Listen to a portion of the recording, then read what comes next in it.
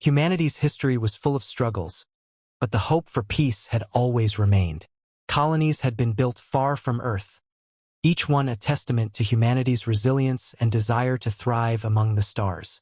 One such colony was New Haven, a settlement on the frontier, where families lived simple but fulfilling lives. Among them was the Smith family, a mother, a father, and their 2 young children. Life on New Haven was peaceful, almost idyllic. The Smiths, like many others, had chosen the colony for its promise of fresh beginnings. The children played in fields under a sky filled with alien constellations, while their parents worked tirelessly to build a future. It was the kind of life that made you believe in humanity's capacity to find happiness, even on the edge of the unknown. Then the drones came. Without warning or provocation, Zarathian machines descended from orbit, their weapons tearing through the settlement in calculated precision. Plasma bolts struck homes and fields alike, reducing them to ash. No alarms, no defenses, just cold annihilation. By the time the assault ended, New Haven was little more than a smoking crater. The Smith family didn't survive. Reports from the few who did spoke of the horror, the suddenness, the overwhelming firepower, the indifference of the machines. These weren't rogue attacks or the acts of pirates. The drones bore the unmistakable insignia of the Zarathian royal family. This wasn't war. It was a statement. The Zarathians were an ancient empire, their technology light years ahead of humanity's. They saw themselves as the galaxy's rightful rulers, treating younger species with disdain. To them, humanity was insignificant, a pest crawling into places it didn't belong. The attack on New Haven wasn't strategic. It was punitive, meant to remind humanity of its place. News of the massacre reached Earth within hours. Images of the devastation, burned-out buildings, the remains of families clinging to one another, spread across every network. The Smiths became the face of the tragedy, their final family photo shared as a rallying cry. Earth mourned, but mourning quickly turned to anger. Leaders convened emergency sessions. Diplomats who had once sought peace with the Zarathians now demanded action. The military, though aware of its technological inferiority, began planning retaliation. Yet a full-scale war would mean humanity's annihilation. Against an empire as vast and powerful as the Zarathians, victory was impossible. That left only one option: precision. Not armies or fleets, but something quieter. A response that would send a message as clear and devastating as the attack on New Haven. Humanity's leaders decided on a mission, one that would strike at the very heart of the Zarathian Empire. The royal family, those who had sanctioned the slaughter, would pay the price. For this task, humanity needed the best. Not soldiers, but assassins. A pair of operatives whose skill and ruthlessness were unmatched. They were called the Shadows, a legend within the intelligence world. If anyone could do the impossible, it was them. The decision was final. Humanity would strike back. Not for conquest, not for power, but for justice. The Shadows were not ordinary operatives. They were humanity's answer to the impossible.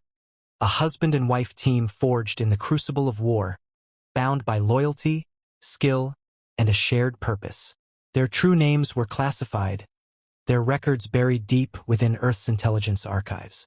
What the world knew about them were whispers of daring missions, each more impossible than the last, and an unbroken record of success.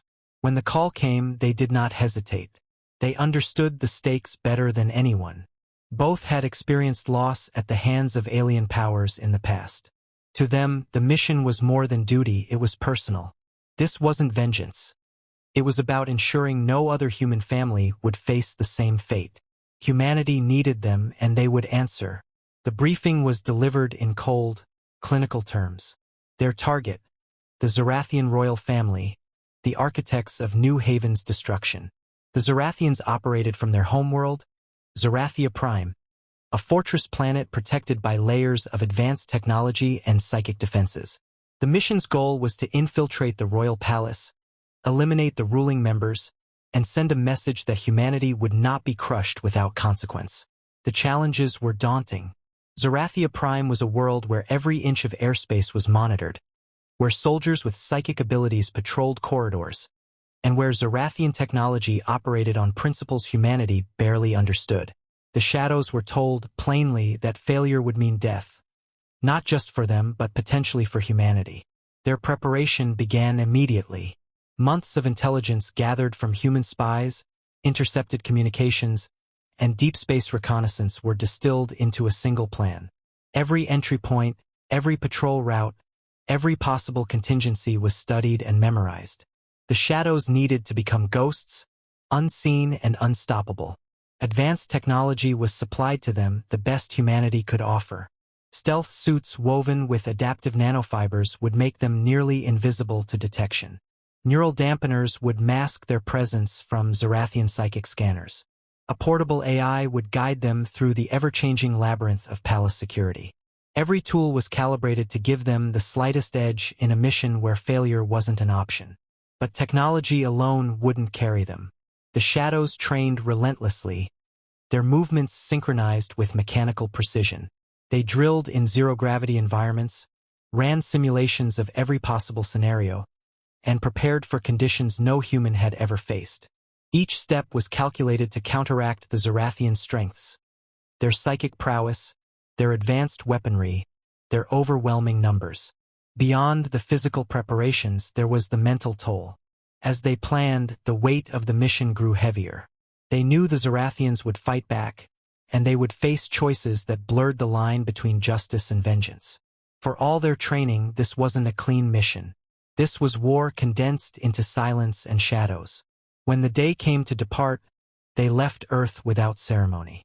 There were no speeches or grand farewells, only the quiet understanding that they might never return. They boarded their stealth craft, their faces calm but their resolve unshakable.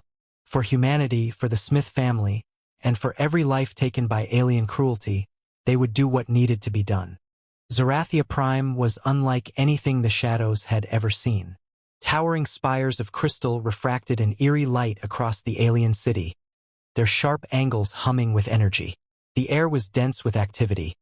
Hovering patrols of guards, drones scanning for intruders, and psychic sentinels who could sense emotions as easily as humans could breathe. The Shadows had studied every detail of this place, yet its scale and alien beauty were overwhelming. None of it mattered. Their focus was singular, the royal palace. They began their approach under the cover of darkness, their stealth suits blending seamlessly with the terrain. The palace loomed ahead, a massive structure that pulsed with a faint bioluminescent glow. Zarathian architecture was alive in more ways than one. The palace's walls could detect changes in pressure and heat, and its doors responded only to the unique biosignatures of the royal family. For any ordinary infiltrator, this would have been an impossible barrier. But the Shadows weren't ordinary. Using a combination of nanotech and AI-guided tools, they bypassed the first layers of security. Walls that could have detected the faintest breath saw nothing, and sensors meant to catch even a flicker of motion remained silent. Their movements were flawless, each step calculated to avoid detection. As they slipped deeper into the palace, they encountered their first obstacle, a Zarathian patrol. The guards were massive, their forms sleek and alien, their bodies enhanced with cybernetic augmentations. They moved in perfect synchronization, as if guided by a collective mind. The Shadows waited, their breathing slow and measured, until the patrol passed. When one guard lingered for a moment too long, the Shadows acted. A silent takedown, quick, efficient, and unseen. The guard's body was hidden, and the mission continued. The palace interior was even more labyrinthine than their intelligence had suggested. Corridors twisted in impossible directions, illuminated by a faint blue light that seemed to emanate from the walls themselves. The Shadows relied on their AI companion, which mapped the structure in real time, guiding them toward their target. Occasionally, psychic ripples would sweep through the halls, the Zarathians' way of detecting emotional disturbances. The Shadows' neural dampeners held firm, keeping their presence concealed. After hours of careful navigation, they reached the royal chamber. The door was a towering slab of living crystal, pulsating with energy. It was impenetrable by conventional means, but the Shadows had anticipated this. Using a device designed to mimic Zarathian biosignatures, They unlocked the door. It slid open silently, revealing the royal family inside. The Zarathian royals were a grotesque blend of beauty and terror. Their elongated forms shimmered with bioluminescent patterns, and their eyes glowed with an unnatural light. They exuded an air of superiority, their psychic presence palpable even to the shadows. For a moment the room was still. Then the shadows moved. The first strike was swift and decisive. One of the adults fell without a sound, a precise blade cutting through their defenses. The others reacted, their psychic abilities flaring in a burst of raw energy. The shadows countered with deadly precision, using every tool at their disposal. The fight was brutal but quick. The Zarathians' arrogance had left them unprepared for such an attack. When the dust settled, the room was silent. Only one figure remained, a child, no older than a human teenager by comparison. They stood frozen, their glowing eyes wide with fear. The shadows hesitated. The mission had been clear, but this was a child, innocent and untainted by the crimes of their family. The lead shadow lowered their weapon. "We are not like them," they whispered. The child was spared, but not without consequence. A warning was left in the chamber, a message carved into the crystalline walls. For every human life taken, there will be justice. The shadows departed, leaving the child to witness the aftermath. The mission wasn't over yet. The hardest part was still to come. The shadows moved quickly, knowing the alarm would come at any moment. They retraced their steps through the labyrinthine palace, their AI companion recalibrating routes to avoid incoming patrols. Every second counted now. The quiet victory in the royal chamber had turned into a race for survival. The spared child would live to carry a message, but that mercy would not shield them from the Empire's wrath if they were caught. As they neared the palace's outer defenses, the Zarathians' response began. Psychic waves rippled through the air, stronger and more frequent, as the remaining guards searched for intruders. The shadows' neural dampeners strained against the increased pressure, their pulses quickening as the risk of exposure grew. They moved in silence, their training and synchronization keeping them one step ahead of the chaos. Reaching the extraction point was a delicate balancing act. The palace's outer layers were coming alive, sensors adapting to their movements, drones sweeping the corridors, and psychic sentinels probing for the faintest sign of intrusion. When one of the guards stumbled too close, a single strike from the shadows ended the threat, clean and efficient. There was no time for mistakes, no room for hesitation. As they reached the edge of Zarathia Prime's atmosphere, their stolen craft came into view. Designed with human ingenuity and alien reverse engineering, the vessel was their one hope of escape. Boarding it meant braving an open stretch of ground, exposed to watchful eyes. The moment they stepped into the light, alarms blared across the city. The Zarathians had found them. The final sprint was a blur. Plasma bolts rained down, scorching the ground where they'd stood moments before. The shadows moved as one, their bodies a testament to years of training and discipline. One covered while the other advanced, their movements fluid and precise. Reaching the craft, they initiated its launch sequence even as enemy drones closed in. The ship's engines roared to life, a burst of human ingenuity propelling it toward orbit. Zarathian fighters scrambled to intercept, but the Shadow's craft was built for moments like this. It weaved through enemy fire, its stealth systems masking its presence just enough to avoid destruction. When the final barrage came, the ship vanished into the blackness of space, leaving Zarathia Prime behind. Back in human-controlled territory, the Shadows transmitted a single encoded message. Mission complete. The news spread quickly. On Earth and throughout the colonies, there was celebration, a moment of unity as humanity learned of the successful strike. The Zarathians, for the first time, had been humbled. But amid the cheers, a deeper conversation began. Some questioned the morality of the mission. Was it justice, or had humanity crossed a line? The death of the royal family sent a clear message, but the sparing of the child hinted at something more profound. The Shadow's decision to show mercy sparked debates about what it meant to be human. Revenge had not consumed them. Their actions, though calculated, had been tempered by conscience. The Zarathians responded as expected. Outrage filled their broadcasts, condemning the attack and vowing retribution. Yet there was hesitation beneath their threats. The death of their rulers destabilized their empire, forcing them to reconsider their approach to humanity.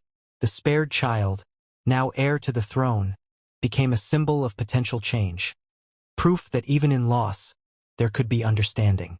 The shadows returned to Earth in silence, their mission complete but their thoughts heavy. They avoided the public eye, choosing instead to honor those who had brought them to this point. Standing before a simple memorial for the Smith family, they reflected on the journey that had brought them here. "We struck back because we had to," one of them said quietly. "But mercy is what will define us." They left no further words, only the knowledge that their actions had reshaped humanity's place in the galaxy. It wasn't just about survival anymore. It was about proving that humanity's strength lay not just in its will to fight, but in its capacity to choose something greater.